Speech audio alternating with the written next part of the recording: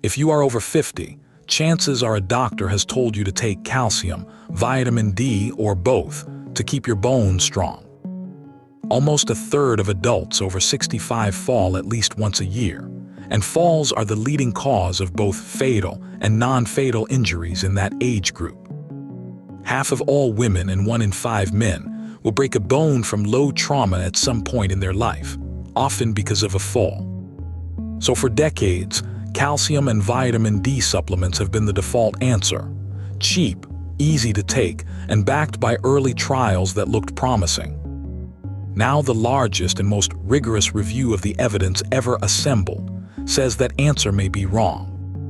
The review was published in the BMJ and led by Olivier Mass and a team of researchers in Quebec, Canada.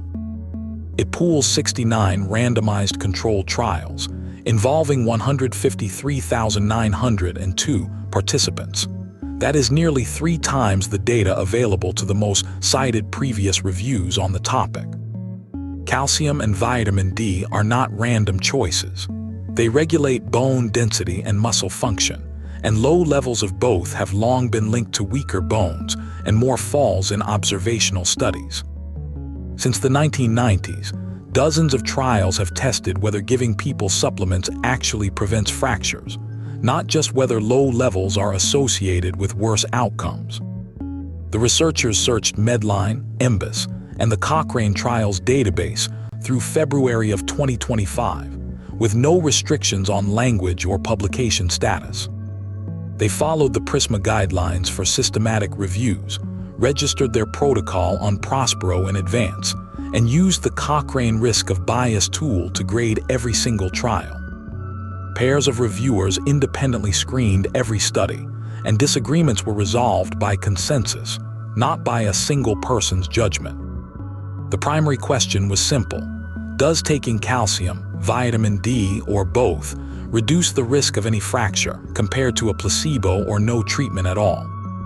They also tracked hip fractures, spine fractures, other non-vertebral fractures, the risk of falling, and the total number of falls recorded across every trial. Of the 69 trials, most, 87%, involved people living independently at home, not in nursing homes.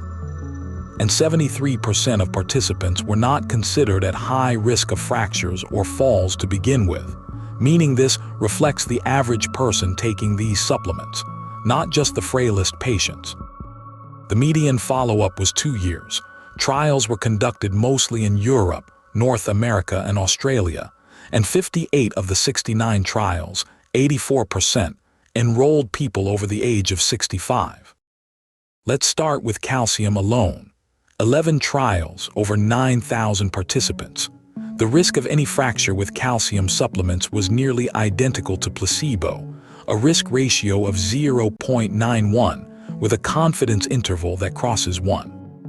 In plain terms, that means the evidence does not support a real reduction in fractures from calcium. The certainty of that finding was rated as moderate. For hip fractures specifically, calcium's effect was rated very uncertain. The evidence was too thin and inconsistent to draw a conclusion either way. Now vitamin D alone. This is where the review gets its statistical power. 36 trials, over 92,000 participants, the largest body of evidence assembled on this question. The result: a risk ratio of exactly 1.00 for any fracture. Not a trend toward benefit, not a trend toward harm. No effect at all, and this time rated with high certainty of evidence. Vitamin D showed no meaningful effect on hip fractures, non-vertebral fractures, vertebral fractures, the risk of falling, or the total number of falls recorded, across tens of thousands of participants each. What about combining calcium and vitamin D together? 15 trials, over 51,000 participants. This is the only group where the numbers reach statistical significance. A risk ratio of 0.91 for any fracture, translating to about 1 fewer fracture for every 100 people treated over the length of these trials. That number needed to treat 100 people to prevent a single fracture, falls below the threshold the researchers had defined in advance as clinically meaningful. And when they removed just one very high-risk trial from the analysis using a leave one out test, that statistical significance disappeared entirely for several outcomes. The combined group also showed a smaller risk of hip fracture, a risk ratio of 0.84 across nearly 50,000 participants, and a smaller risk of non-vertebral fracture too. But the researchers were explicit. Even these statistically significant numbers fell below the threshold they had defined beforehand as clinically meaningful, which is why they still labeled the overall picture as little to no benefit. The team also ran extensive subgroup analyses. Older versus younger participants, people in residential care versus living at home, those with low vitamin D levels versus normal levels, high doses versus low doses.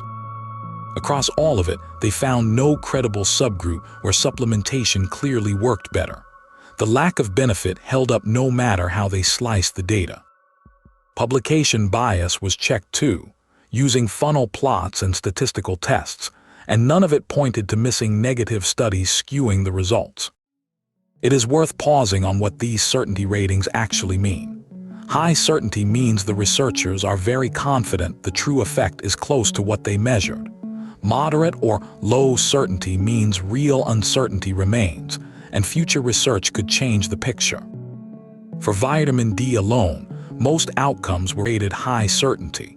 That is about as strong a null result as evidence-based medicine can produce.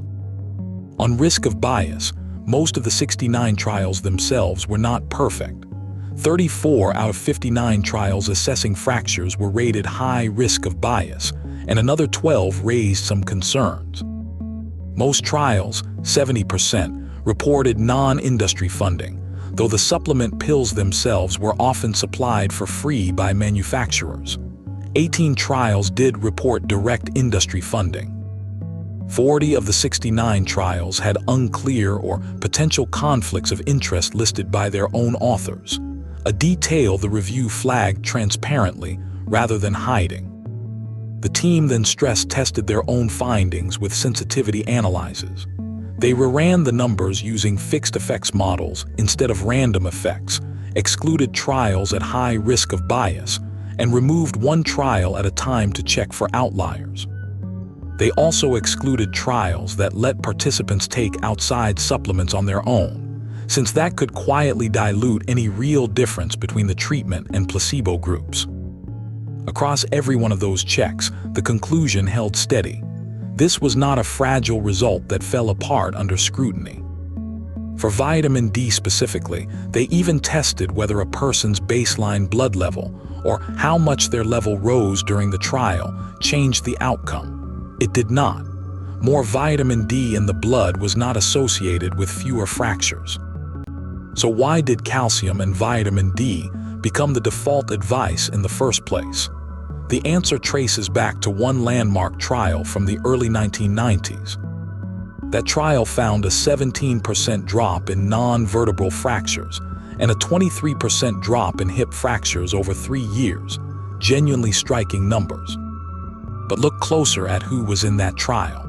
Women with an average age of 84, living in nursing homes, with very low vitamin D levels and poor calcium intake to start with.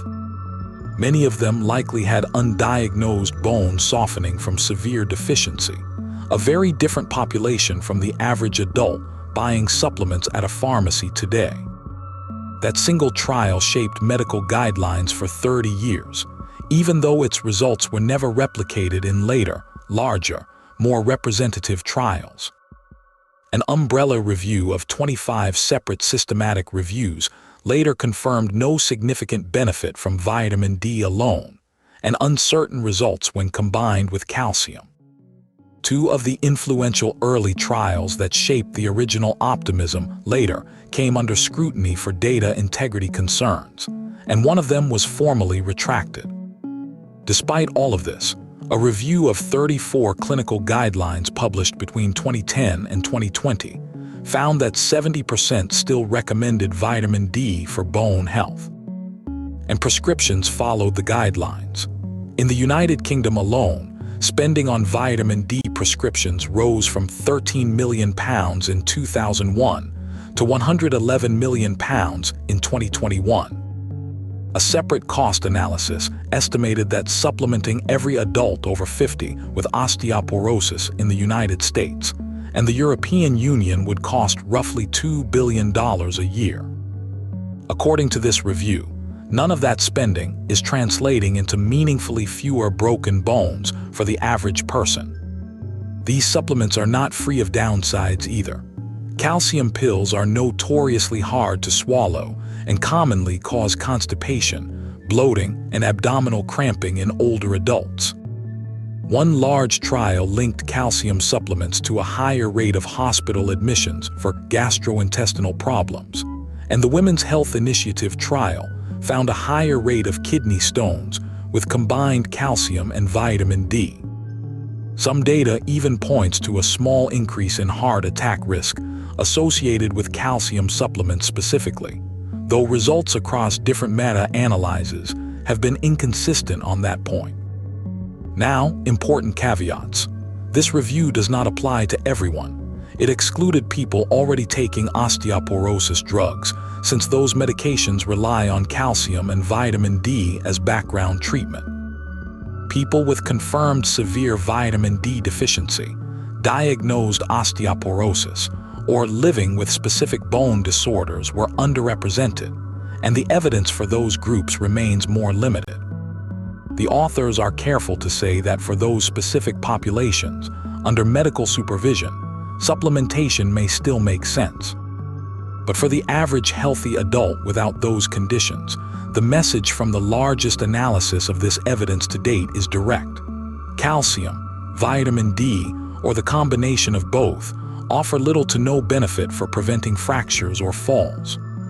The authors go as far as recommending that clinicians, guideline panels, and regulatory agencies re-evaluate their general recommendations in light of this evidence. Few interventions with solid evidence actually reduce fracture risk. Exercise and specific osteoporosis medications remain among the ones that do. Recent Cochrane reviews of fall prevention strategies found limited or uncertain benefit for most single interventions tested on their own, though exercise programs and home safety modifications showed the most promise. The authors suggest future trials should look elsewhere. Dietary strategies beyond single supplements, medication reviews to cut fall-inducing drugs, structured exercise programs, and even digital tools that track balance and mobility. This video is based directly on the peer-reviewed study published in the BMJ, not a press release or a summary written by someone else. If you currently take calcium or vitamin D supplements, or are thinking about starting or stopping them, talk to your doctor before making any changes. This video is for general information only, not medical advice.